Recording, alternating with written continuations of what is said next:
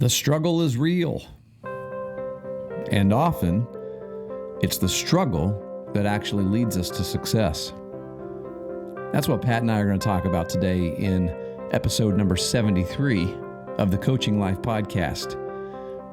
But it's not just about struggle.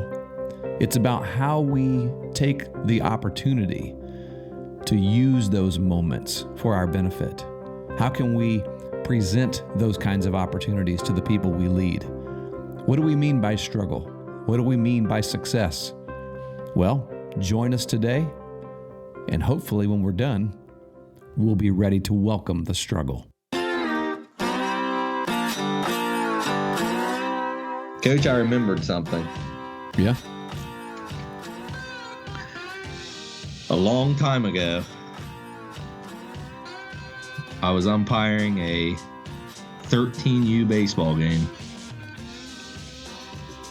and it was a tight game. It was getting late. Score was close, and a boy named Ryan Frazier was catching, and it was one of those situations where you knew everyone was kind of the pressure was on. And everyone was feeling it, the players, the fans, the coaches, everyone could feel the pressure. And I don't really remember why he was out of the box. He may have went to the pitcher to have a mound visit. But when he came back, he had the biggest smile on his face. And he said, "Man, I love these situations." How old was he? He was 13. Excellent. Yeah. And remembering that got me thinking that a lot of times when we're coaching or when we're playing or we're watching our kids, we feel that pressure. You know, we recognize that the situation is difficult. Yeah. And a lot of times we look at that as a negative, when really we should probably be always looking at that as a positive. We did a podcast on what we were grateful for. It was episode 21, I think. A long time ago. Yeah. Last it was around Thanksgiving. Coming upon that time again. Yeah, you remember, like, you had all these great abstract ideas. And I was like, well, I'm thankful for my wife. You remember how I sold you out there? Yeah. But what did that? I said, I'm thankful for failure. I'm thankful for struggle. And you're like, yeah. I'm thankful for this meal that I'm about to eat. Shoot. But yeah, you said struggle. You were thankful for struggle. Oh, I actually did say that. You did. Okay, struggle. I don't remember. Yeah. Something that you were grateful for. And I thought we could talk about struggle today, and more importantly, the intentional act of seeking out, of finding the struggle in our lives, and how beneficial that could be to us. Yeah. Yeah, the reality is we all need to be challenged. And if we're staying in the context of youth sports here, then what that means is we're saying young athletes need to be challenged, and we need to know how to challenge them. We need to know how to give them the same kinds of struggle that we know they're going to face, for example, in a game, or give people the same kind. You know, if you're leading or mentoring people, then you want to try to figure out ways to give them this, to challenge them in ways that they're going to have to struggle, find their area where they struggle in, and just go with it. Make them fight through that, because that's what we're saying, I guess, or what our premise is that the struggle is the way to success. Success is found through struggle. So I guess in my mind, I'll have to ask you make sure we're on the same page here before we go in the conversation. Because in my mind, when I'm thinking of struggle, I'm thinking of basically the definition of it, which I think is things that are hard, things that, that cause you to have to approach them with great effort, things that are difficult to do, the opposite of easy. is Yeah. struggle. Well, And I think so how do we think about that, right? As leaders. yeah, and struggle is something that we're going to experience in our lives for the rest of our lives, right? It's something we experience the very first day that we're on this earth, and we'll experience it, you know, forever. And we have to be able to perform. We have to be able to produce in situations where there is struggle, or like you said, where things are hard to do. Yeah. It's difficult. And I think especially as parents of youth athletes, we love seeing our kids do well. And it's easy when they fail, and there's all different types of failure, right? Or even in this context, when they're failing, or they have an opportunity to fail, when there is struggle, there's a difficult thing in front of them. It gives us this different feeling that is often seen as negative, and the feeling is usually negative, right? But there's been a couple times this past summer and fall where I've obviously had the privilege. It's always a privilege to be able to coach young athletes in sports, and I've had the privilege to be at games where things weren't going well, and for whatever reason, I don't know that it's really been a theme of mine this year. It's been something that I've been focused on. I think it's kind of materialized in just in the opportunities that I've been a part of. I've been able to say, hey, to a pitcher or to a fielder or to a hitter, that is lacking confidence for whatever reason because of the situation. I've been able to go out and say, hey, look, this isn't a bad thing. This isn't a bad situation that we're in. Bases loaded, no outs, right? Pitcher walked two and gave up a single. They're not pitching well, right? They're not pitching like they want to pitch, and the pitcher's out there and they feel that pressure because they're not doing well. They're struggling, right? And their parents are there, and they're disappointed and hurt, and hurt for their child because they're struggling. Or maybe a kid is struggling at the plate. He's not hitting well, and he can't figure it out. And he's been practicing, and he's been working hard at it, and taking a bunch of swings, but it's just not happening when he steps up to the plate. He's not making good contact. He's swinging a bad pitch, is whatever it is, and you can tell before they get up to the plate. Maybe there's runners on second and third. It's a big part of the game. And, it's me up, what are they visualizing there? What are they thinking? What's going through their mind? What's going through their parents' mind? A lot of times there's a lot of negativity there.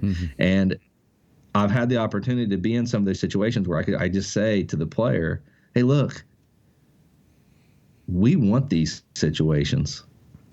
We need these situations as athletes and as people to get better.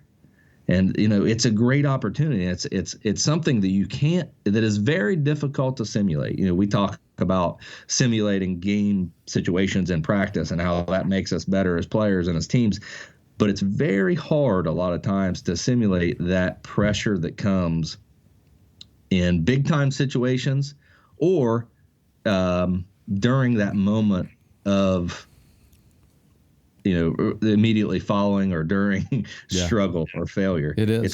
It's hard to replicate that in practice. And so one of the goals that we should have as coaches, and when I say use the word coach, I reference the coaching life and saying that all of us are coaches in different ways.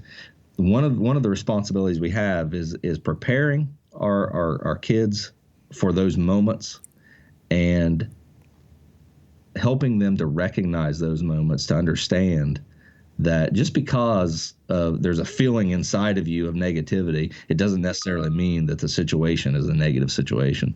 Exactly. So I guess the question then for coaches and leaders and anyone who is guiding people, wanting to guide people through the struggle and get better, struggle which leads to success, is then how do you do that? So let's just take it to an athletic field, then a youth athletic field. What kind of question might we ask a coach today that would cause him or her to think about how they might be able to do that, how they might be able to simulate the kinds of struggle that we know that their kids are going to face? And I think one easy question, or one real quick question is, hey, are your practices easy? Think about your practice plan. Think about what you do in practice and ask yourself this question: is practice easy? And I think as coaches, and again, this is not just coaches, as mentors, as leaders in anything, but again, we'll stay in the context of coaching. We'll let people figure it out in other aspects of life, because we've been very clear that we're not just about ball, but we talk a lot about ball, and then you can use ball as an illustration for other areas of life. And this is exactly where we're at in this conversation today. This is not just ball, even though we might spend a lot of time talking about ball. As coaches, we need to not be afraid of struggle. We need to be intentional. In fact, I would say better yet, sometimes we need to lead them into struggle.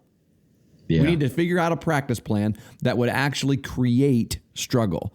Because if working through that leads you to, like, if the struggle, if obstacles and things like that are like a path to success or a path to greatness, then that really ought to be part of our practices. That really ought to be part of what we do then, because you want them to be better. You want them to be able to succeed in those games or those hard times in life. And the only way for them to be able to do it for real when it counts is if they're doing it in their preparation.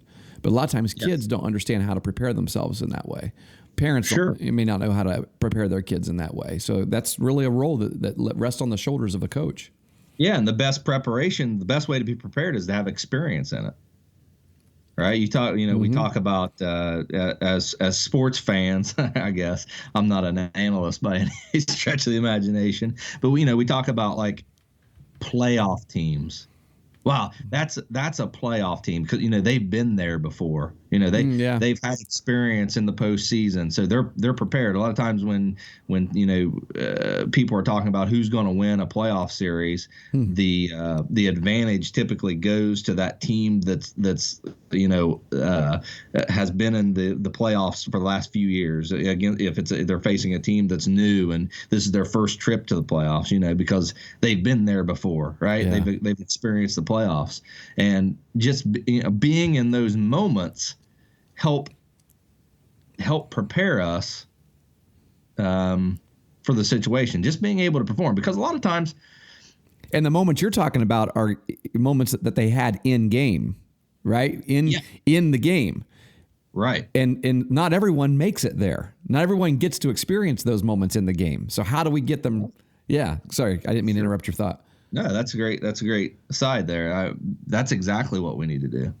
We need to figure out ways to bring that challenge to our practices, to our players, and talk about it. Recognize it.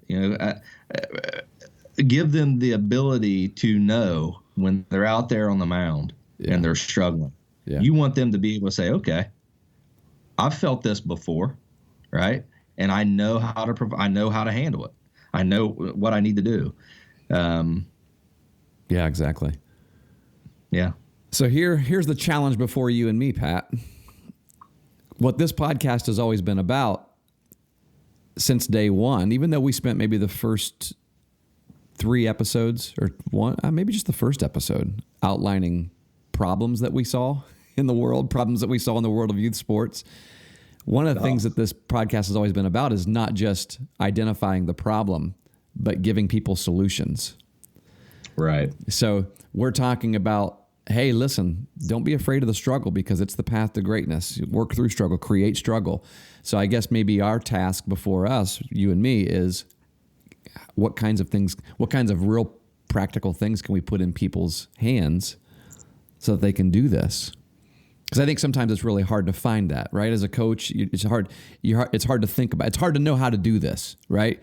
And so how do we do that? What can we put in their hands? And just, I'll give you one simple thing that I thought of is I always like to think, sometimes when it's hard to figure out how I'm going to accomplish a goal, I love this this idea of, and I believe it was Malcolm Gladwell, a book that I read from Malcolm Gladwell. You ever read any of Malcolm Gladwell's books? No. He's written like Outliers and the Tipping Point. Actually, it was The Tipping Point, I believe, that where he wrote about this. Excellent author, excellent writer, excellent stuff, real thought-provoking things. And one of the things that I remember reading, and I think it was in The Tipping Point, he talked about reverse engineering. You probably heard about reverse engineering, where if you have a goal, project yourself out into the future of when you would like to accomplish that goal. Like, see yourself as a person who has already accomplished this goal, however long that might be into the future, however far down in the future that is. So let's say it's a year from now. This is who you see yourself wanting to be. So go to that place in your mind, write it down, write down what you look like, what you're doing, and then go backwards. What kinds of things will I have had to do in order to reach that goal? So when I think about reverse engineering in this context, I think about, okay, let's look at this backwards and ask ourselves some questions like, what kinds of athletes? So athletes that aren't good at working through struggle are failures. So what kinds of athletes are failures? You're right. I mean, what kinds of athletes really struggle to succeed? What kinds of kids are the ones that give up? What kinds of kids struggle, really don't make it through the struggle? The struggle consumes them. And I can think of a few answers to that question. I think first, I think we should probably also define succeed as well, because it's not just about numbers and winning games, but I'm thinking like accomplishment, right? Your own personal accomplishments, of course, as well as the team's. Being able to give your absolute best effort, getting everything you can out of who you are, finding those victories, even in hard times. And then I think, I think one of the biggest accomplishments is just always having a positive attitude in all of it, in everything, and as soon as that goes away, you've kind of shown that you've kind of failed as soon as that positive attitude goes away. Not in a moment, but over a period of time, because everyone sometimes will have moments of negativity, but that's where you got to capture it, right? And so I think, okay, what types of young athletes then struggle to succeed? And I think if we answer those questions, then we can develop a plan for how to create struggle. So, like, I'll give an example. Okay. One type of athlete that I think fails to succeed on the field of play is a fearful one. One who, so fear is a struggle. Yeah, it definitely. is. And it can be a fear of, one of the most obvious ones you think of when you think of young kids playing is getting hurt. Right? If you think about baseball, getting hit with the baseball. I think fear, there's also a fear of not pleasing the coach. Fear of sitting the bench, right? If I don't perform well, the coach is going to set me out. Fear of not pleasing the parent. Yes. Yes. For a whole different set of reasons. And, even fear of what your teammates think of you and things like that. And so how do we, as coaches then, create that struggle for them and help them work through that struggle? We may not need to create that. It's there. Yeah. Yeah. And the word create is interesting.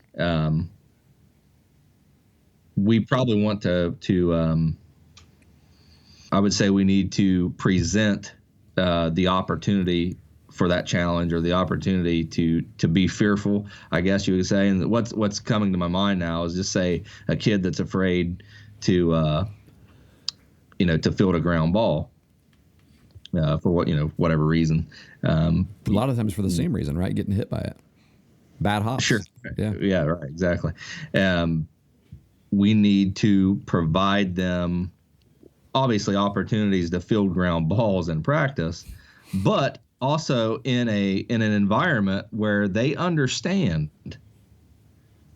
the why behind the situation that they're in practice. So they know, hey, you're struggling to field ground balls because you're afraid to take one off the nose, right? Or let them answer it themselves. Ask them True. questions Yes. that leads them to that answer. You're right. Like, what are you thinking about as this ball's coming to you?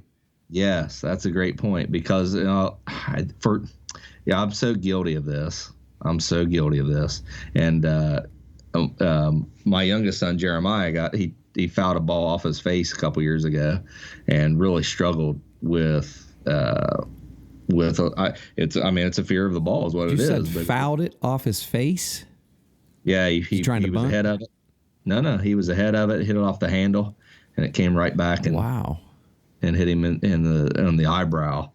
And he struggled with it. Wasn't horrible. It could have been a lot worse, but he struggled with inside pitches for a year after that. Yep. And it's just something that finally he kind of overcame. But I forgot where I was going with that. What did you say before that? Well, ask them questions. Let them come to the conclusion themselves. You said this is something that you're horrible at. All right. Yeah. So, unfortunately, I'm kind of embarrassed to say this, but I've used that technique of it looks like you're afraid of the ball. Hey, Maya, it looks like you're afraid of the ball. And that's a negative statement that you're making there, or that I'm making. And his initial reaction is, no, I'm not. Defensiveness. Yes, I'm not afraid. I'm not afraid because, he's a tough little kid. He's not going to admit because he knows the answer to that question is disappointing to you. Yeah. The truthful answer to that question is disappointing to you. Right. It is. That's rough. And it shouldn't be. It shouldn't be because it's reality, right? It's truth. Truth should not be disappointing. No, it shouldn't be. It shouldn't be bad. Truth should never be bad news. I agree. Yeah. I mean, it is what it is, right? Yeah. And how are you going to respond to it? That's the important part. So great point that you make of, having an honest, sincere conversation with these kids, especially a kid that is, that has a fear. One, it's okay. Yes. It's all right. It's a ignoring it is not going to help. No, absolutely not. If you're a hitter that wants to hit the ball a long way, you need to get stronger, right? Yeah. So you need to get stronger. If you're a hitter, or if you're a fielder that is afraid to field a ground ball, or a hitter that's afraid to hit an inside pitch because you're scared of the ball, you need to figure out how to not be afraid of the ball. So honesty and sincerity brings you closer to accomplishing your goals, as opposed to this negative concept of, well, you're afraid of the ball, you're a wimp, or whatever the idea is there. But sincere conversation. Ask the player, what are they thinking? What are you feeling? When this is happening, and then being able to replicate that situation and talking through how they feel and maybe how they can feel to counteract what's going on in their head. Yeah. In everything that's happening, in every event that takes place that creates struggle, like they're all external, but then they become internal because then they get in, it becomes part of your brain says something about this event and you already make determinations about it. And that's what creates struggle. What I mean by that is struggle is going to come to you from an external source, like getting hit by a pitch, for example. You're not doing that. You're not creating that. That's happening to you. And so struggle comes from events or circumstances that come to you. Well, how you work through that struggle begins with how you perceive it. And so I think perception, Ryan Holiday talks about this in his book, which is really excellent. It's an excellent supplement to our conversation here today. His book, The Obstacle is the Way. In fact, I read a little bit of it, just kind of brush up before our conversation today, because the first thing he talks about is, look, there are two things that are happening whenever any circumstance or event takes place. And that is the event itself, the actual event, and then the way we perceive it. Well, which is our perception is the story that we're telling ourselves about what that event means, about what is happening. So I think, like a kid that's afraid to get hit by the ball, that's a simple thing. Hey, the event is, getting hit by the ball is a struggle.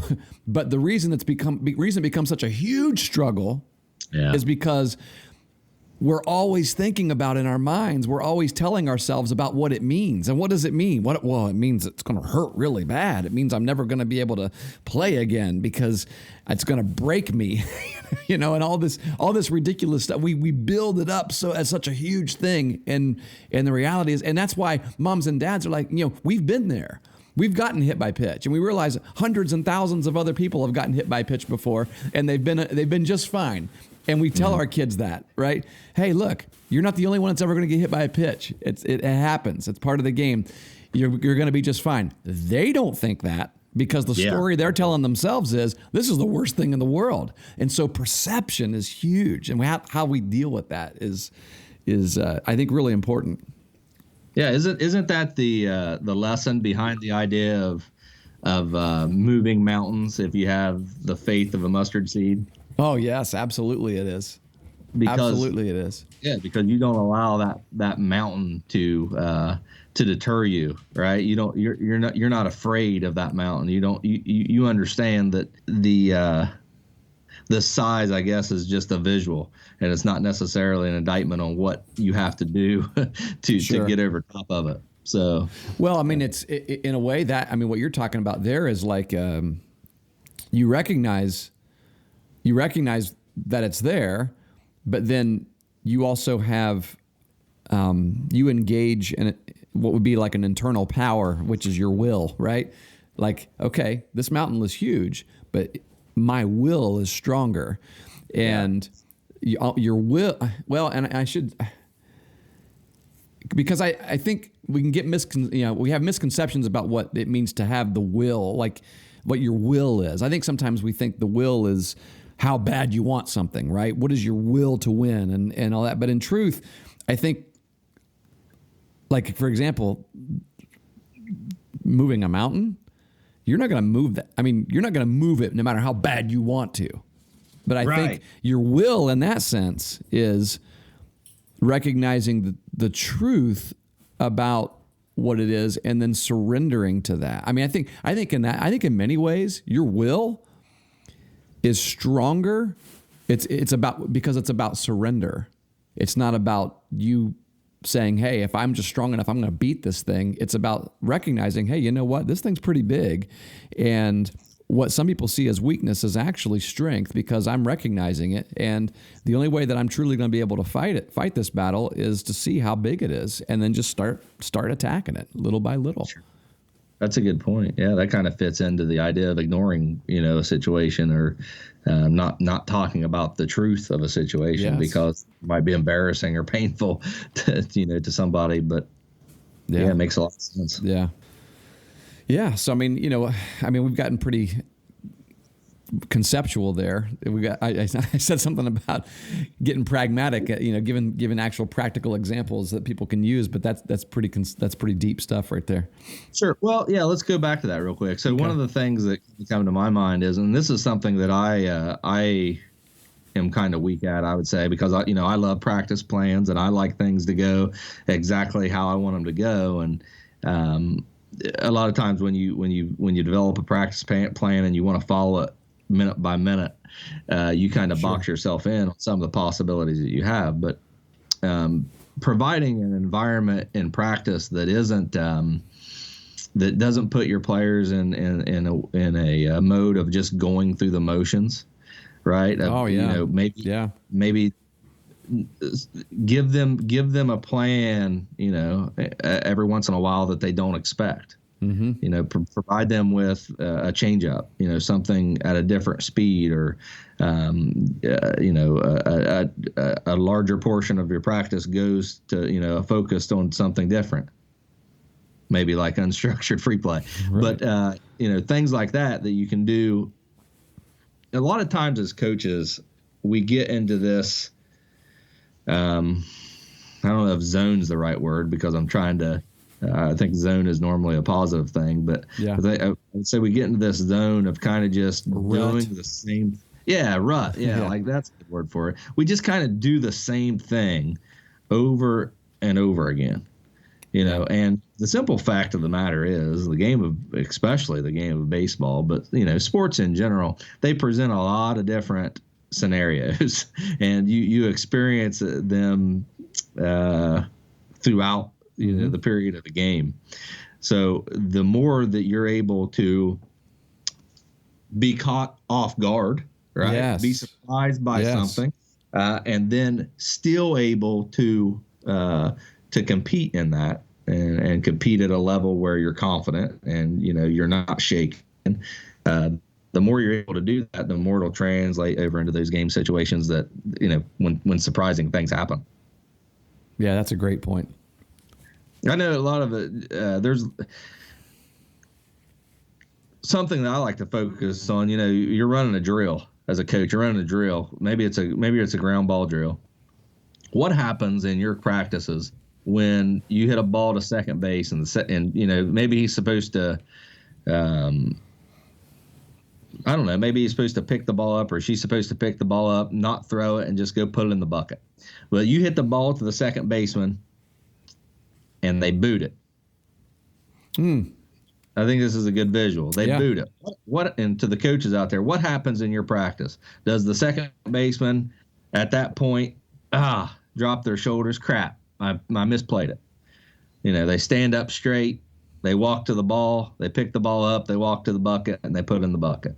Mm-hmm. Have you seen that in your practice? Man, I tell you what, right? That's a great example because I've seen that in games. And the reason I've seen it in games is because of what you're saying. It happens in practice. The play ended when they failed. The play ended when they failed. And they did. They may not have failed had they finished the play. You can boot a ball and still throw a runner out, and you know what it still goes down as in the book? A 4-3. Yeah. It doesn't go down as an error. And I think that's part of being, the difference between being process oriented and result oriented, right? Because you have a job throughout the game, right? Your job doesn't end until the game ends, and really, you can, a lot of roles on the team, most. Your job doesn't end until you leave the field. Yeah. And you could even expand that more and more. Leaders' jobs never end, right? I mean, the type of people we are, being focused on that, those things never end. But it starts in these small instances, these small tasks, not to beat a dead horse, but to go back to making your bed in the morning. We've talked about that a couple of times now. Get those small things that you can do. And if you're in a drill, if you're in a ground ball drill and your second baseman boots the ball, what a great opportunity to work on a situation where you failed, where there's struggle, and to be prepared for when that will happen in a game. Because guess what? It's going to happen. Yes. That will happen. That is a play in baseball. It is. Not a common play. Clean. Yeah. Yes. We should work on that, right? We should focus on that. We should be intent on providing that opportunity to our players so that when it happens in a game, their immediate response isn't, I failed, I screwed up, I'm done, the play's over, anger, frustration. It's, what do I need to do now? Yeah. How do I need to respond to this?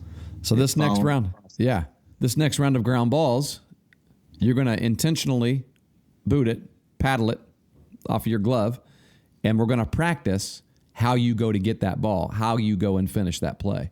Because sometimes you boot it and it goes over there. Sometimes you boot it, it goes over there. Sometimes you boot it, it goes behind you. What do you do? What do you do next? And we're going to practice that. That's great. Yep, good stuff. Yeah. And, maybe you're working on double play balls. All right? Double play balls, ground ball hit to the second baseman, the second baseman flubs it. Now what do you do with it? Yeah. Now what do you do? Yeah, exactly. Because I've seen in a game, I've seen games, I'm sure you have too, same thing happen. That second baseman's rolling in two, and the runner's standing on the bag. And now the runner at first is safe too, right? Yeah. Oh, there's so many things you can practice in that little moment, in that little scenario.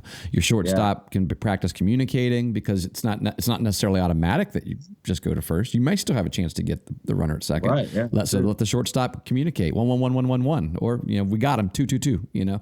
And then you and that way you practice picking that ball up, flipping it, or picking it up tossing it to first, one way or the other. Yeah. Yeah. You have you have all those options available to you in the game, and therefore we need to make sure we have all those options practicing in our practice, in our training. Absolutely. Yeah. Can you think of any other kinds of kids that are failures? That's a good way to put it, isn't it? What kinds of kids struggle to succeed? Yeah. I can think of another one, but I'll let you come up with one if you got one. I'll make one. How about kids that always expect to succeed? Okay. They always expect to succeed, whether it be because they maybe they're early growers, right? Early maturers. Maybe they're bigger, stronger, faster than the other kids that they've always played with. Maybe they're just really good at the game. Yeah. And the games always seems to come easy to them. So when they find themselves in a situation that it doesn't come easy, or that their skill fails them, or they catch a bad break, they don't know how to handle it. So at first I thought you were maybe talking about someone who's a perfectionist, but it's not necessarily that. It's sort of the natural. Never had to work hard. What I'm saying is a kid that's never really had to work hard, right? Will eventually struggle to succeed, because you're talking about a kid that is succeeding. True, but right. Very easily succeeding without struggle. But what's going to happen is then when struggle comes, that struggle in and of itself is what's going to cause them to not be able to succeed, because they've never had to do it. They don't have to struggle. Right. So we have to create those. Yeah.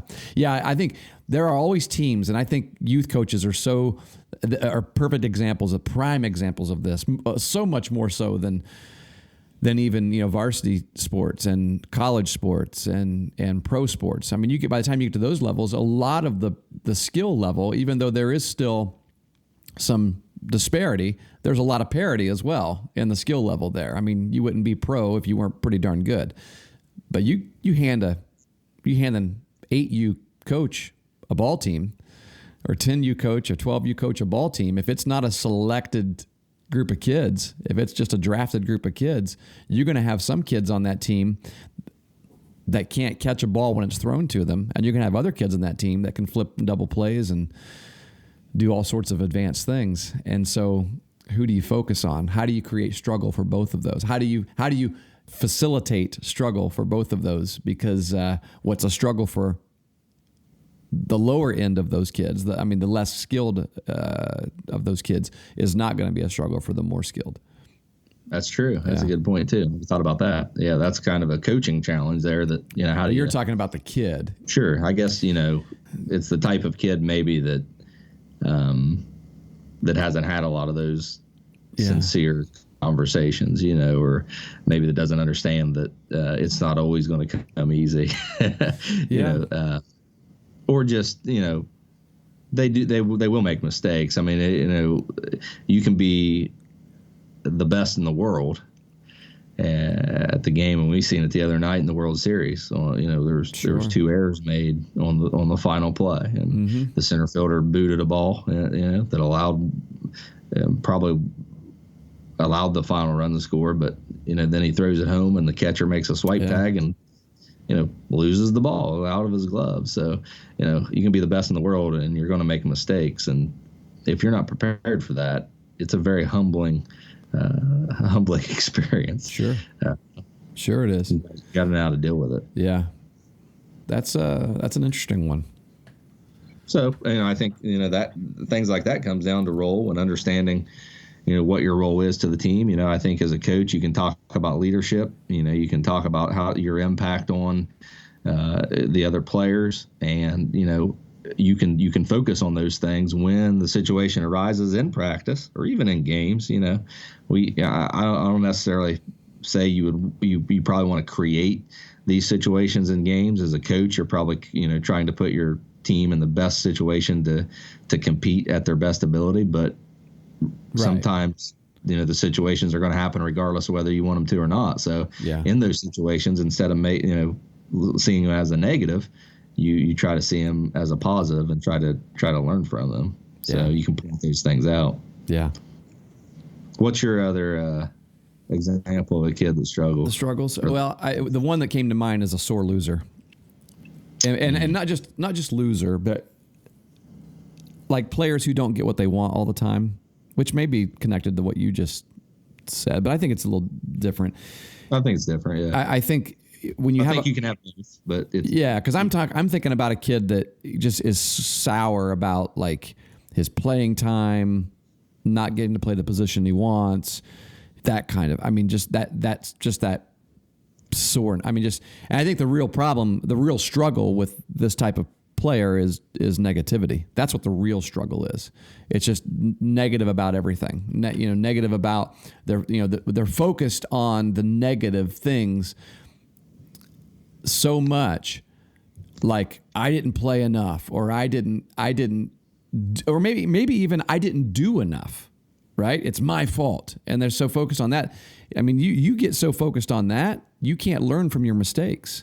If you get so defensive that you never make a mistake, it's always somebody else's fault. You're not going to learn from your mistakes. You're not going to learn from how to improve.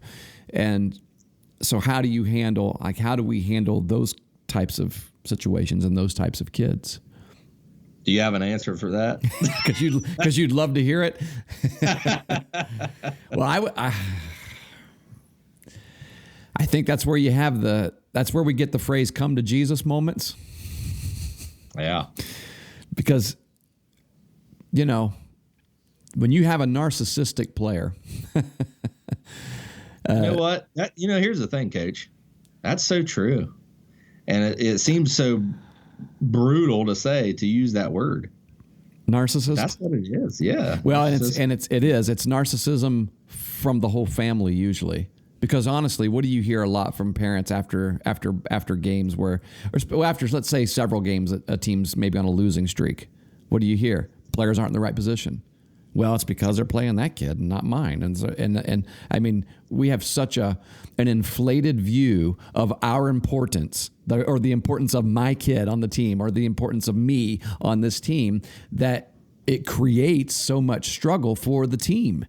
Because we're not thinking about team. We're thinking about me, and therein lies the struggle.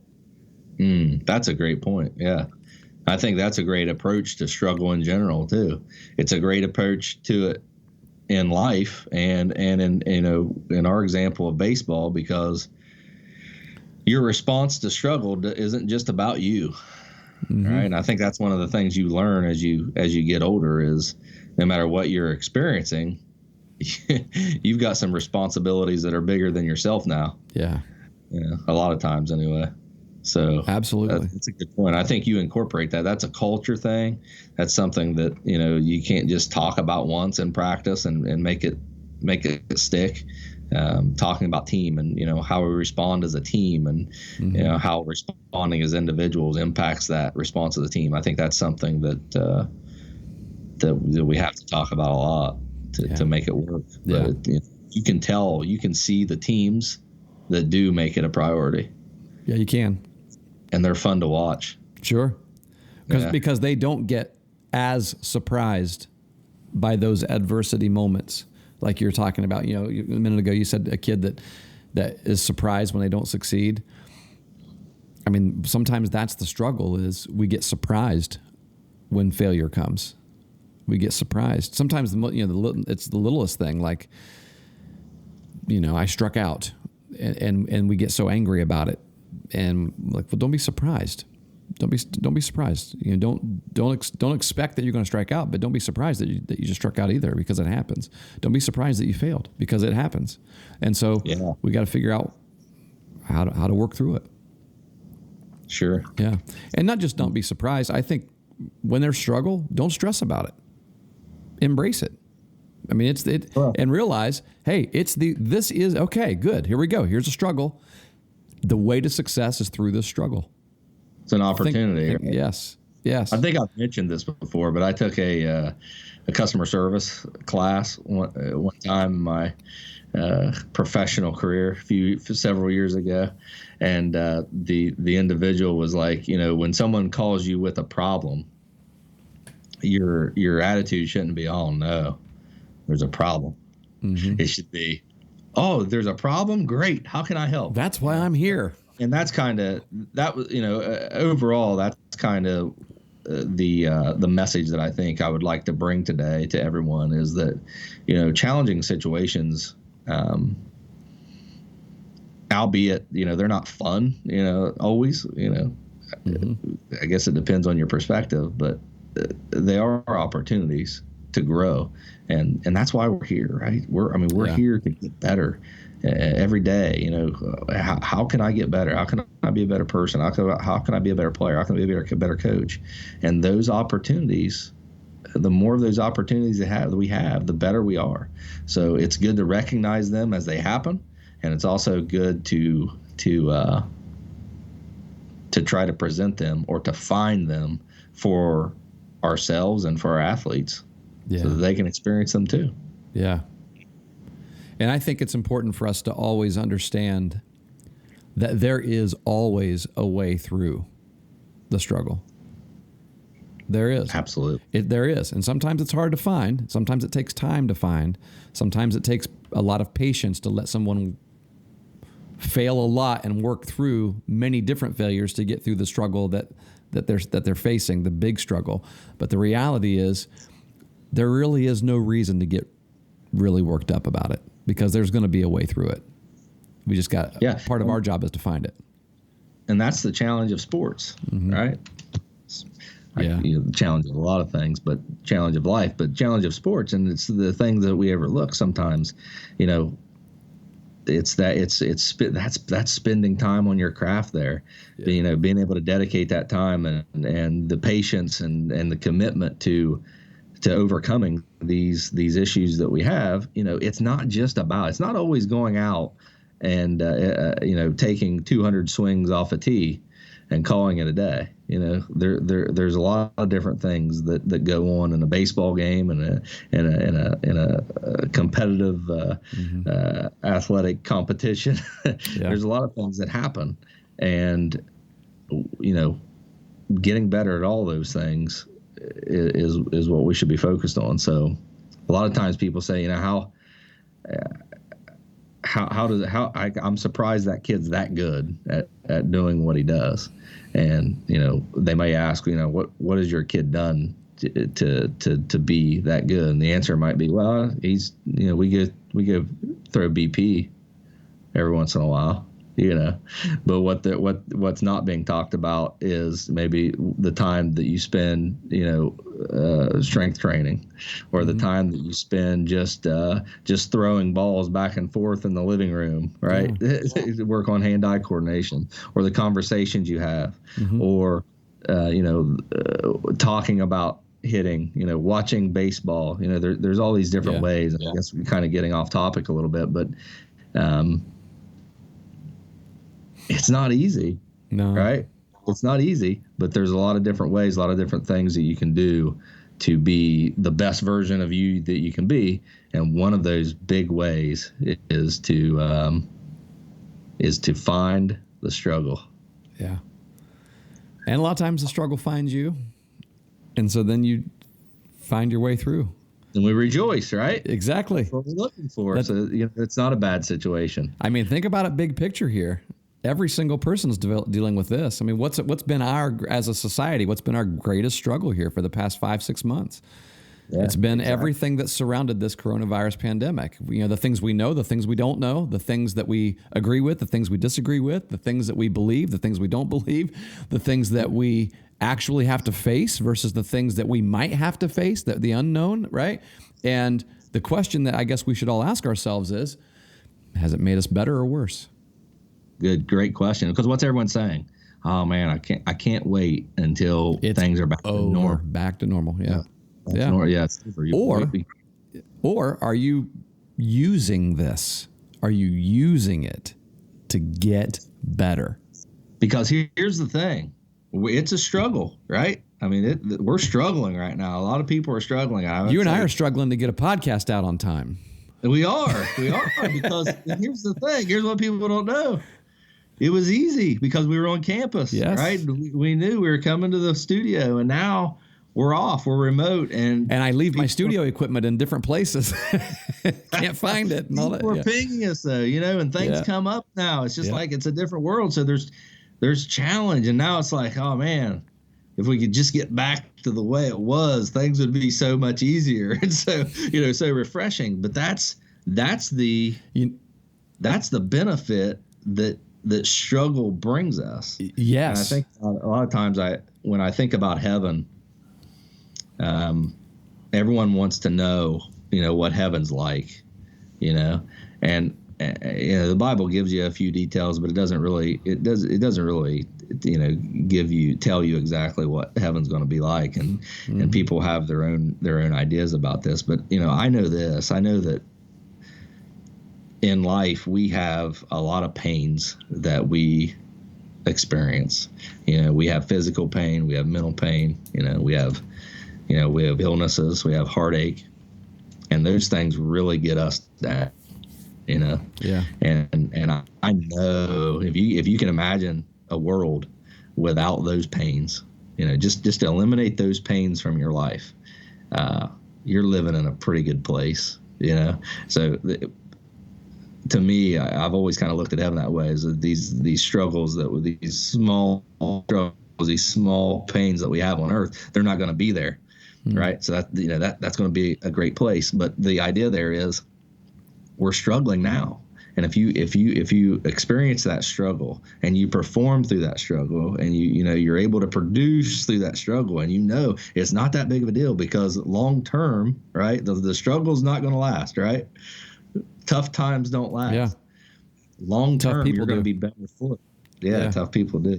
I think you should tell that story one podcast, by the way. I think it's an amazing story. But yeah, well, you said something there going into this point that I think I want to revisit real quick before we sign off here or whatever. And I know we've been going for a while, but I think it's an excellent thought. And that is this: the benefit of struggle is it forces you to move forward, because you said everybody's like, I just want to go back to what it was like right before this pandemic. I want to go back to what it was like. Well, to go back is to move backwards. And we're not meant to move backwards. We're meant to move forward. And so what a struggle presents to you is an opportunity to move forward, to work through it, to get around it, to go over it, to overcome it, to move forward. And there is no going back. And there is no new normal. There is what you create for yourself to be your normal as you move forward. And I don't want you to just operate in normal and commonplace every day. Keep getting better. Keep getting better. Yeah. Don't just get stuck in normal. Get better. Move forward. Yeah, absolutely. Yeah, kind of wraps everything up that we talked about, really, because, from a player perspective, from a coaching perspective, to practice plans, normal is stagnant. Yes, it is. You're not getting anywhere if you're always normal. If you're experiencing all the same things that you've experienced before, obviously you're not experiencing new things. You're not growing. So true. Wow, what a great point. True stuff. Coach, it was great talking to you today. Yes, I agree. Good conversation. I hope you have the ability and the opportunity to find struggle throughout the week. Just don't present it to me, okay? Good job. Great response. Yep. All right, everyone. Thanks for joining us. We'll talk to you again maybe in a week, maybe a week and a half.